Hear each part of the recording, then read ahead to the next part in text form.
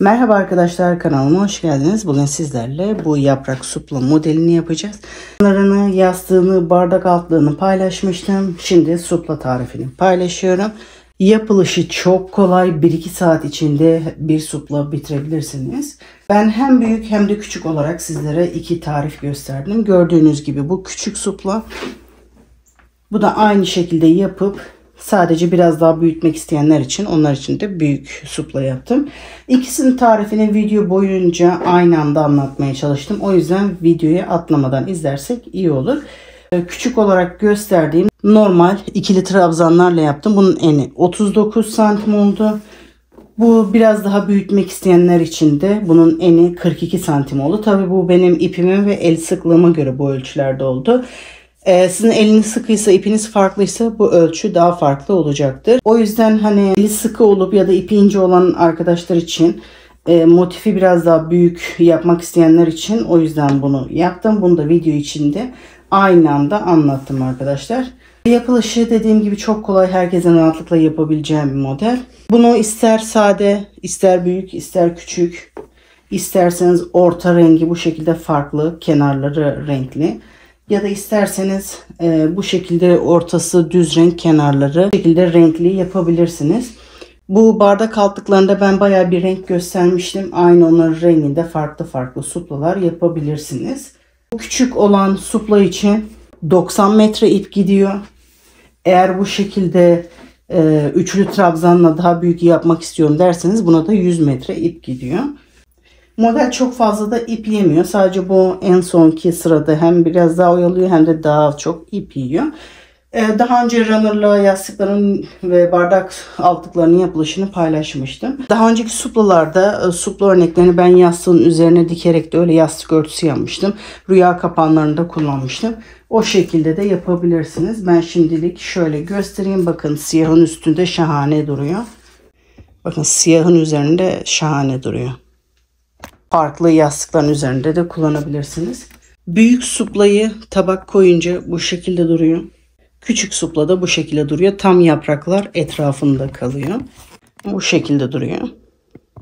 Sadece böyle yapraklar etrafında kalırsa supla daha güzel görünüyor. Umarım sizinki de bu şekilde denk gelir. Renklisi de bu şekilde.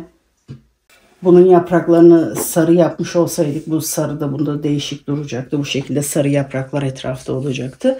İstediğiniz rengi yapabilirsiniz.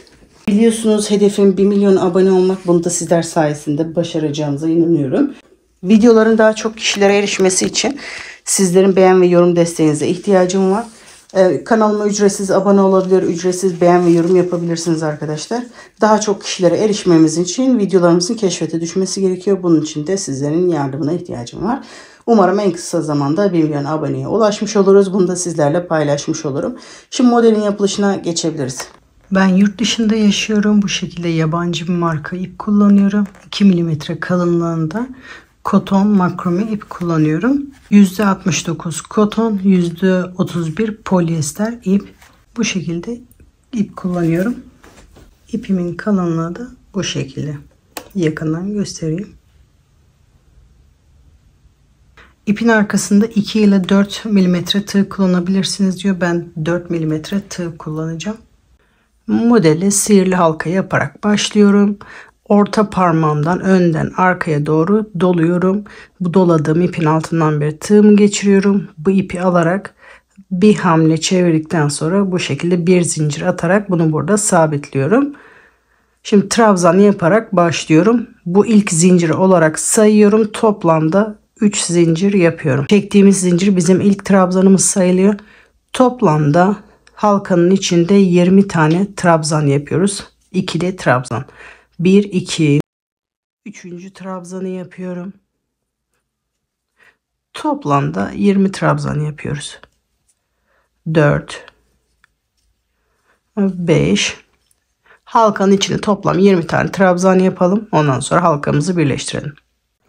Toplamda 20 tane trabzan yaptım halkamın içine.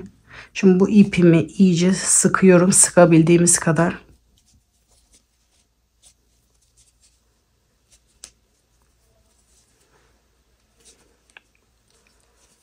Bu ilk yaptığımızın tepesine batarak birleştiriyorum.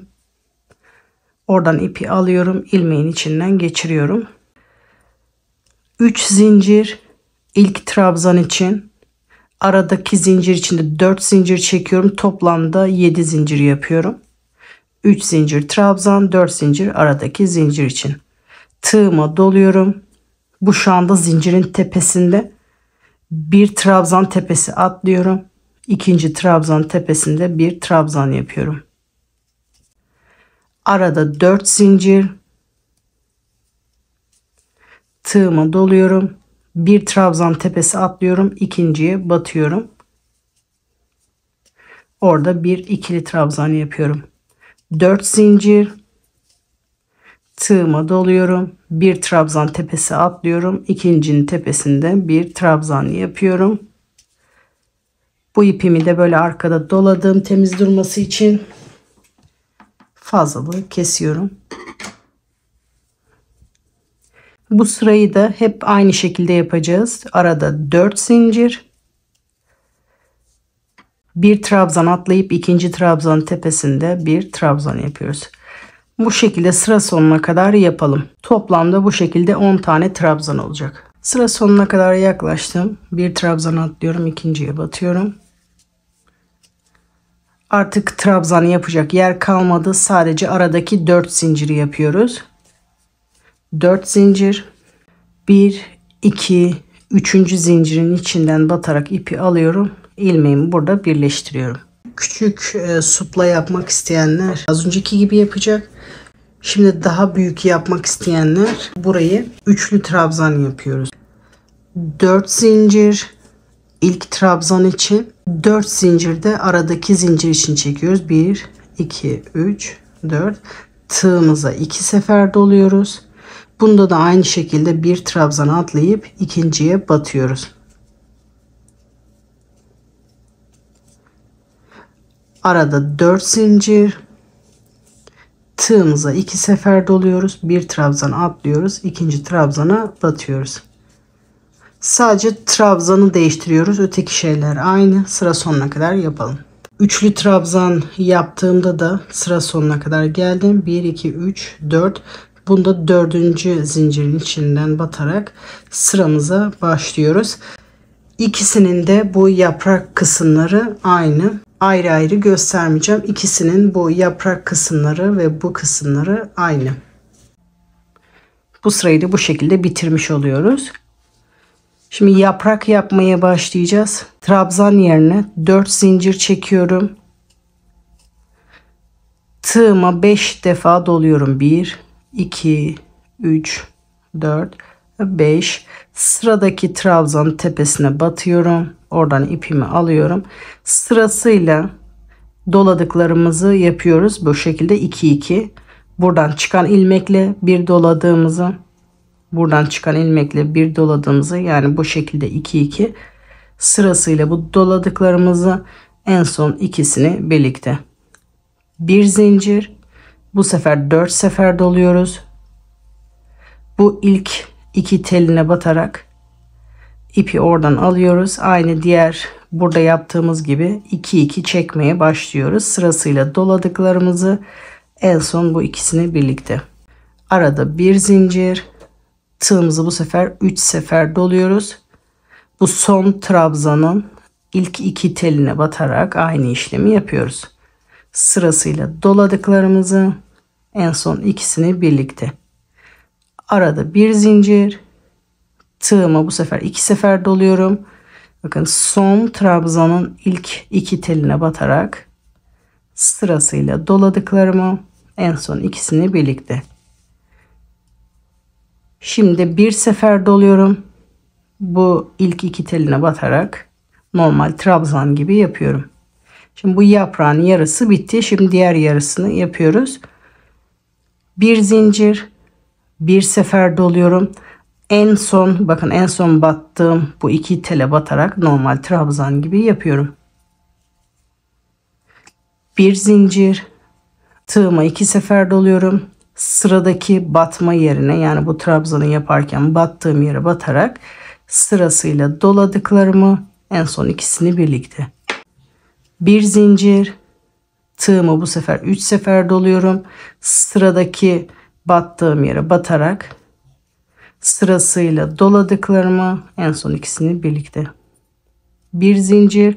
Bu sefer 4 sefer tığımı doluyorum. 1, 2, 3 ve 4. Bu sefer ilk battığım ilk iki tele batarak trabzanımı yapıyorum. Sırasıyla doladıklarımı en son ikisini birlikte. Bu şekilde yaprak yapılışını bitiriyoruz. Şimdi yeni yaprağa başlamak için normal trabzan yapıyorum. Tığımı 2 sefer doluyorum. Yaprak yapmak için bu trabzan tepesine batmıştım. Şimdi bu sıradaki trabzan tepesine batarak normal üçlü trabzanı yapıyorum.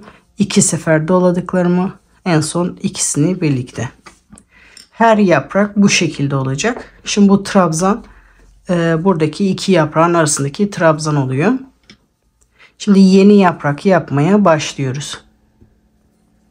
Tığımı 5 sefer doluyorum. 1, 2, 3, 4, 5. Trabzan tepesine batarak ipimi oradan alıyorum. Sırasıyla 2, 2 doladıklarımı yapıyorum.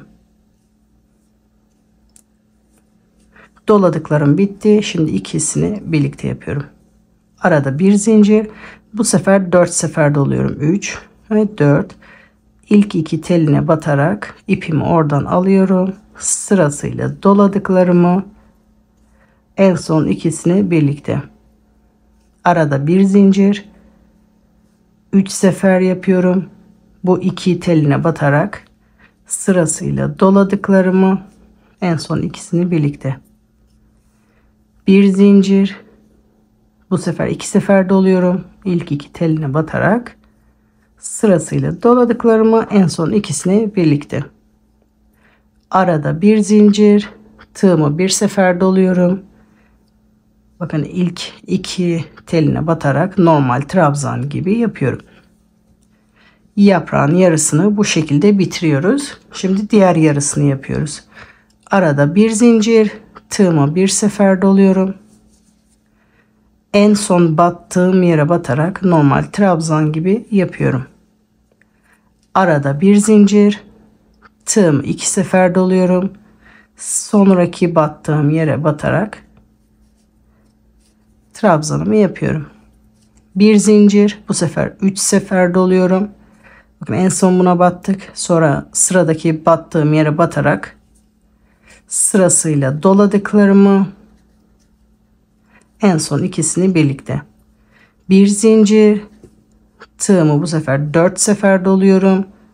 Bu ilk iki teline batarak sırasıyla doladıklarımı en son ikisini birlikte.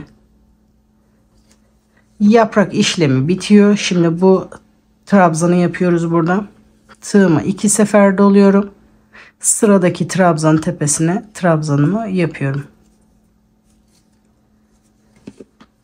Bu şekilde yapıyoruz. Sıradaki trabzanın üzerine yaprağı yapacağız. Ondan sonra sıradaki trabzanın üzerine trabzan yaparak bu şekilde sıra sonuna kadar toplam 5 tane yaprak yapıyoruz. Bakın bu şekilde toplam 5 tane yaprak oluyor. Sıra sonuna kadar yapalım. En son burada birleştirelim. Şimdi sıra sonuna kadar yapalım. Sıra sonuna kadar geldim. Toplamda 5 yaprak yaptım. Şimdi sıramı birleştireceğim. Bu ilk trabzanın oradan birleştireceğim. Bu trabzanın tepesine batarak ipimi oradan alıyorum. İlmeğin içinden geçiriyorum. Şimdi sıra sonuna kadar geldim. Bu büyük olan suplada da bu yaprak kısmı aynıydı. Şimdi bu kısım da ikisinde aynı. Şimdi bu sırayı yapıyoruz. Bu küçük supla. Küçük suplada da bu kısım aynı. 12 zincir çekiyorum. 1, 2, 3, 4, 5, 6, 7, 8, 9, 10, 11, 12. 5 tane zincir. Aradaki zincir için 7 tane zincir de trabzan için.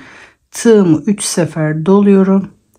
Aynı battığım yere batarak sırasıyla doladıklarımı en son ikisini birlikte çekiyorum. Şimdi arada tekrar 5 zincir yapıyorum. 1, 2, 3, 4, 5. Buradaki yaprağın ortadaki trabzan tepesine batarak bir sık iğne yapıyorum. Arada 5 zincir. 1, 2, 3, 4, 5. Tığımı tekrar 3 sefer doluyorum. Bakın bu trabzanın tepesine batarak sırasıyla doladıklarımı bu şekilde 2-2 çekerek trabzanımı yapıyorum. Tekrar arada 5 zincir. Tığımı tekrar 3 kez doluyorum. Bu aynı yere batarak aynı şekilde trabzanı yapıyoruz. Şimdi tekrar 5 zincir çekerek bu yaprağın tepesine batıyoruz. 1, 2, 3, 4, 5. Burada yaprağın tepesine batarak bir sık iğne yapıyorum. Bir boşlukta daha gösteriyorum. Ondan sonra sıra sonuna kadar aynı şeyi tekrar ediyoruz. 5 zincir. Tığımı 3 sefer doluyorum. Bakın aradaki trabzanın tepesine batarak sırasıyla doladıklarımı 2-2 yaparak en son 2 yaparak trabzanımızı yapıyoruz. Tekrar arada 5 zincir. Tığımı 3 sefer doluyorum. Aynı yere tekrar bir trabzan daha yapıyorum. Sırasıyla doladıklarımı en son ikisini birlikte 5 zincir. Yaprağın tepesine, ortadaki trabzanın tepesine batarak bir sık iğne yapıyorum. Bunu sıra sonuna kadar yapıyoruz. Hem büyük suplada hem küçük suplada aynı şekilde sıra sonuna kadar yapalım. Sıra sonuna kadar geldim. Bu başlangıçta trabzanlı olan yerden başlamıştım. Sadece aradaki 5 zinciri çekerek sıramı birleştiriyorum. 5 zincir. Burada trabzanın yanından beri 5 zincir sayıyorum. 1, 2, 3, 4, 5. 6. zincirin içinden beri ipimi alıyorum. İlmeğin içinden geçirerek sıramı birleştiriyorum. Şimdi bu küçük supladaki trabzanları yapmaya başlayacağım. Bunda normal ikili trabzan, diğerinde ise üçlü trabzan yapacağız. Şimdi bunu yapıyoruz. 3 zincir ilk trabzan yerine bu zincirin tepesine, yani bu trabzan tepesine trabzan olmuş oluyor. Arada 7 trabzan yapıyoruz. Normal ikili trabzan yapıyorum. 1, 2, 3, 4, 5, 6 ve 7. Trabzan tepesine de bir trabzan yapıyoruz. Tekrar bu boşlukta 7 trabzan yapıyoruz. 1, 2, 3, 4, 5, 6, 7.'yi de yapıyorum. Boşlukta toplam 7 trabzan oldu. Sık iğnenin tepesine de bir trabzan yapıyorum. Buralarda da aynı şekilde olacak. Boşluklarda 7 trabzan, trabzanların tepesine de birer tane yapıyoruz. Boşlukta 7 trabzan. 1, 2,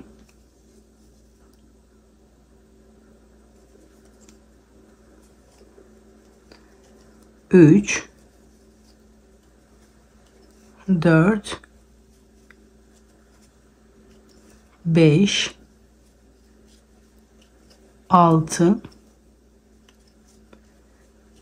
ve 7 trabzan tepesine bir trabzan yapıyorum. Bu şekilde bütün boşluklara 7 trabzanların tepesine, sık iğnenin tepesine de birer tane trabzan yaparak sıra sonuna kadar yapalım. Şimdi sıra sonuna kadar geldim. Sıramı birleştiriyorum. Eğer benim gibi böyle renkli yapmak isteyenler, bu sırada ben renk değiştirmiştim. Benim gibi isterseniz şu anda yaptığım sırada renk değiştirebilirsiniz. Ya da direkt şu trabzanlı sıradan beri de direkt renk değiştirebilirsiniz. İki türlü de yapabilirsiniz.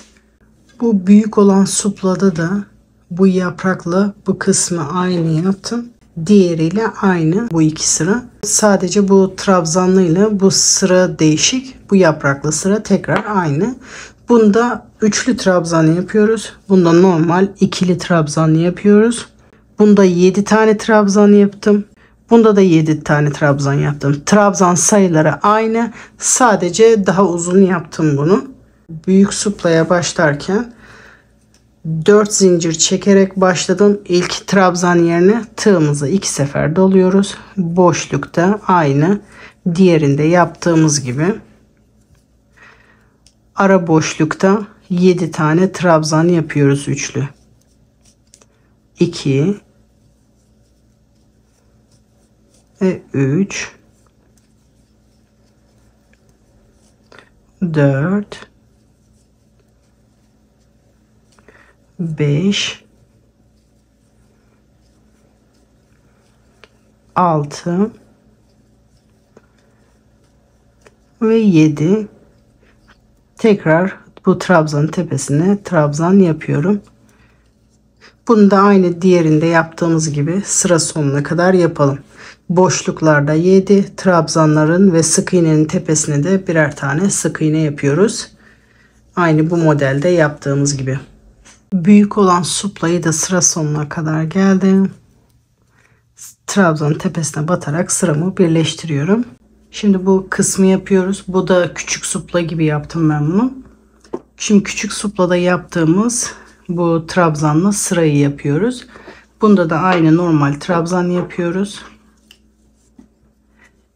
İlk trabzan için 3 zincir, aradaki zincir içinde 4 zincir, yani toplamda 7 zincir yapıyoruz. Aynı buradaki sırayı tekrar ediyoruz ama buradaki atlayacağımız trabzan sayısı değişiyor. Tığımı bir sefer doluyorum. 1 2 3 4, dördüncü trabzanın üzerine normal bir trabzan yapıyorum. 4 zincir, tığıma doluyorum. 1 2 3 trabzan atlıyorum. Dördüncü, yani bu trabzanın tepesinde bir trabzan yapıyorum. Yani boşlukta bir trabzan, bu sık iğnenin üzerine bir trabzan, boşlukta bir trabzan, trabzanın üzerine bir trabzan gelecek şekilde yapıyoruz. 4 zincir, 1 2 3 4, yani ortaya denk geliyor. Bir trabzan, 4 zincir, 1 2 3 dördüncü, yani bu sık iğnenin üzerinde bir trabzan. 4 zincir, 1 2 3 4, yani ortada bir trabzan, 4 zincir, trabzanın tepesine, yani 1 2 3 dördüncü trabzanın tepesine bir trabzan. Bu şekilde sıra sonuna kadar yapalım. Dediğim gibi boşlukta bir trabzan olacak. Burada trabzanların sık iğnelerin üzerine bir trabzan olacak. Sıra sonuna kadar geldim. Aradaki 4 zinciri çekiyorum. 1 2 3, üçüncü zincirin tepesinde sıramı birleştiriyorum. Şimdi bu sıraya geliyoruz. Burada da aynı üçlü trabzan yaptık. Burada normal ikili trabzan yaptım. Burada arada 4 zincir çektim. Bunda da aynı şekilde arada 4 zincir çektim. Sadece trabzanı farklı yapıyoruz. Supla daha uzun olsun diye. Aynı burada yaptığımız gibi 4 zincir trabzan yerine 4 zincirde aradaki zincir sayısı için çekiyoruz. Tığımıza 2 sefer doluyoruz. Burada da 3 trabzan atlıyoruz. 4. trabzan tepesine normal üçlü trabzanımızı yapıyoruz. 2 sefer doladıklarımızı, ikisini birlikte arada 4 zincir, tekrar tığımızı 2 sefer doluyoruz. 3 trabzan tepesi atlıyoruz. Yani bu trabzanın tepesine bir üçlü trabzan yapıyoruz. Bunu da aynı diğerinde yaptığımız gibi sıra sonuna kadar yapıyoruz. Büyük olan suplada da sıra sonuna kadar geldim. Bunda da 4 zincir çekerek sıramı birleştiriyorum. 4. zincirin içinden birleştiriyorum. Büyük olan supla ile küçük olan supla İkisinin bu yaprak yapılışları aynı. İkisini de ayrı ayrı göstermeyeceğim. Sadece bir tanesini göstereceğim bu yaprak yapılışını. Şimdi yaprak yapmaya başlıyoruz. Yaprağı tek sefer göstereceğim. Çünkü ikisinde bu yaprak yapılışı aynı. Büyük suplada da aynı. Küçük suplada da aynı. 4 zincir. Ve buradaki aynı işlemi burada yapıyoruz. Bakın burada trabzan tepesine batmıştık. Sonra trabzan yapmıştık. Aynı şekilde de burada yapıyoruz. Tığımı 5 sefer doluyorum.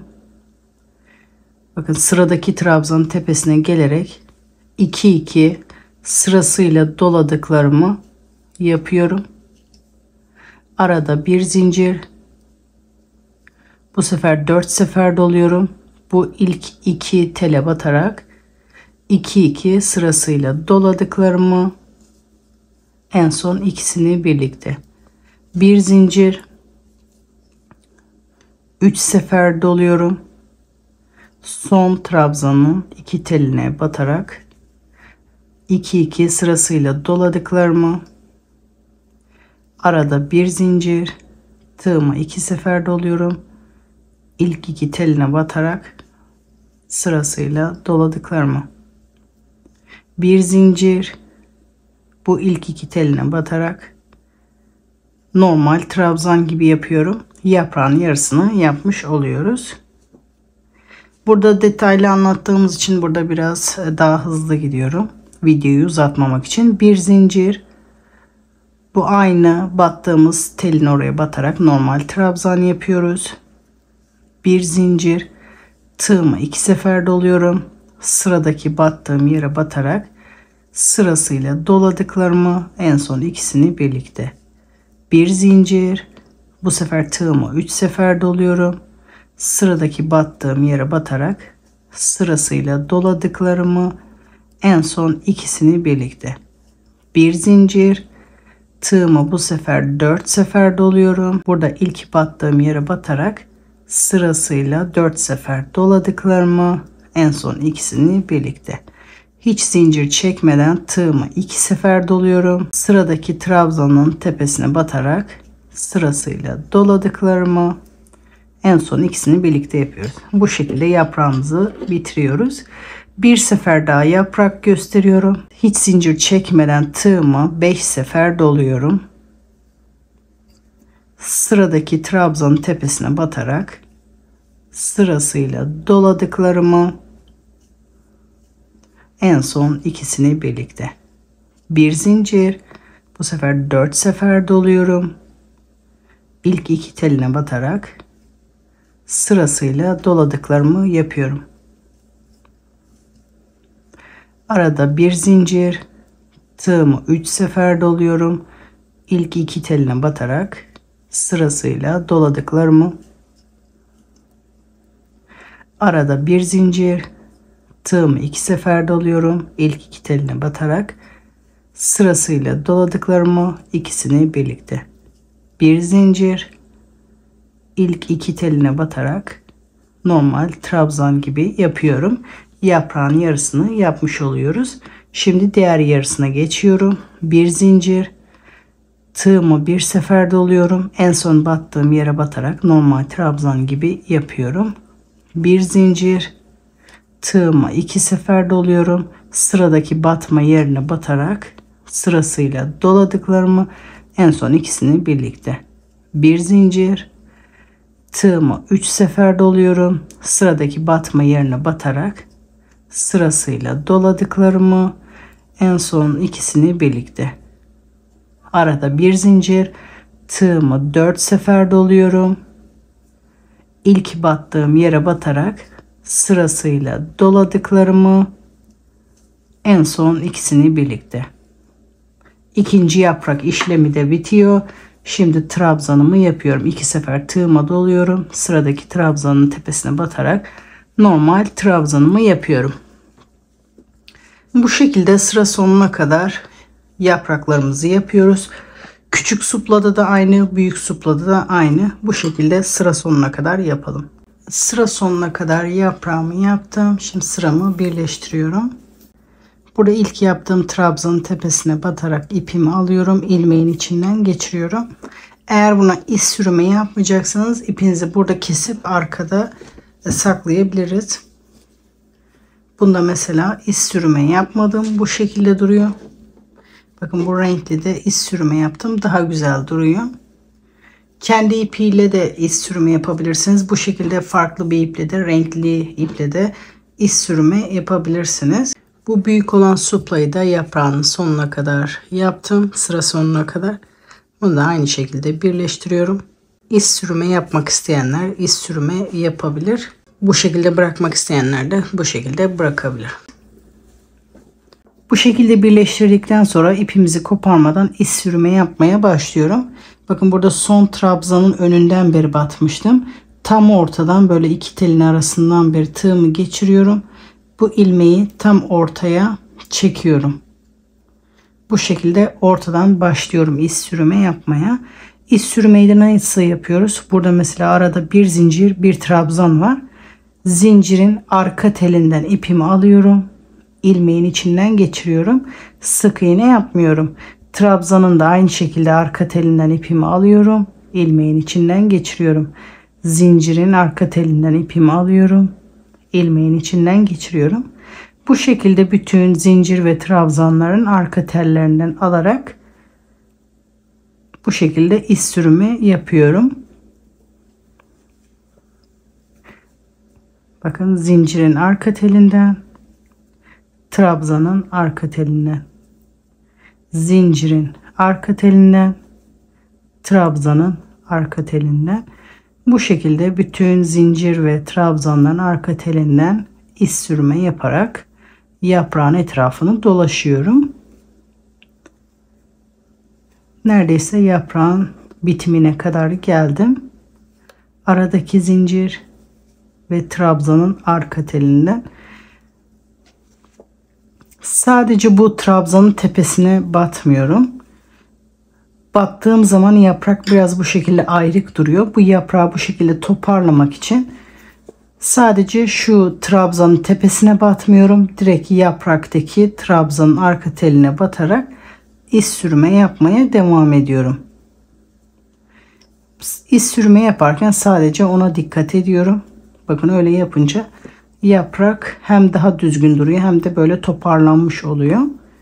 Bu şekilde bütün yaprakların üzerinde iz sürme yapıyoruz. Dediğim gibi bunu yapmak zorunda değilsiniz. İz sürme yapınca yapraklar daha düzgün duruyor.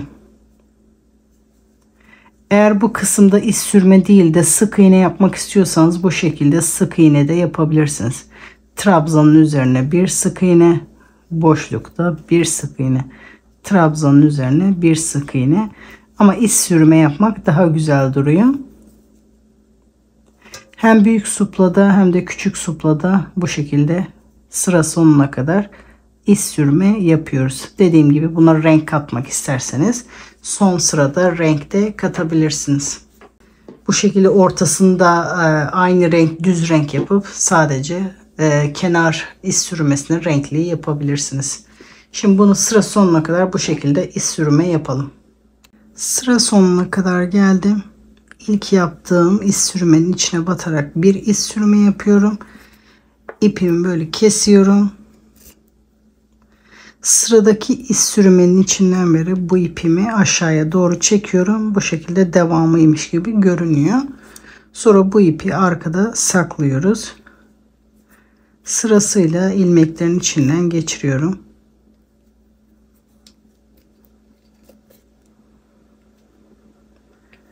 Birkaç ilmek yaptıktan sonra ipimin fazlalığını da burada kesiyorum. Bu şekilde suplanın tarifini bitiriyoruz. Benim ipim ütüye elverişli olduğu için şimdi bunları tersten ütleyip size bitmiş hallerini gösteriyorum. Bunları istediğiniz renkte yapabilirsiniz. Aynı bardak altlıklarında yaptığımız gibi bu şekilde bu renkleri kullanabilirsiniz. Bakın ortası düz renk, etrafını bu şekilde renkli olarak da yapabilirsiniz. Bu şekilde de yapabilirsiniz. Suplaların bitmiş hali bu şekilde. Görünüşleri çok güzel. Umarım sizler de beğenmişsiniz. Umarım yaparken de sizler de keyif almışsınızdır. Yapacak arkadaşlara kolay gelsin diyorum. Umarım mutlu huzurlu günlerde kullanırsınız. Sizlere bol kazançlar diliyorum. Sosyal medyada paylaşım yaparken açıklama kısmında benden bahsetmeyi unutmayalım. Sıradaki videolarda görüşmek üzere. Hoşçakalın.